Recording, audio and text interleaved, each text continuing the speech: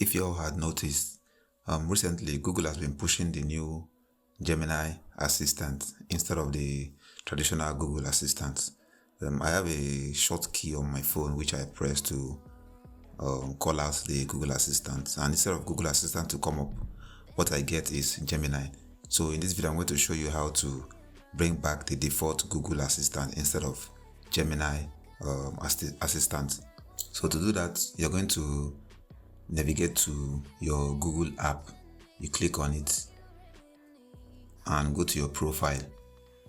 Now scroll down and head to Gemini.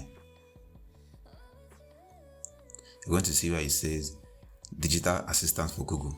Click on it.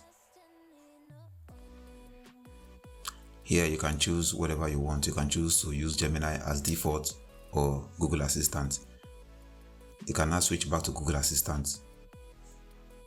And when you call up your assistant, the old Google Assistant will pop up instead of Gemini. So that's how you switch to the Google Assistant instead of Gemini Assistant. That's all for this quick video. See you guys in the next one. Peace out.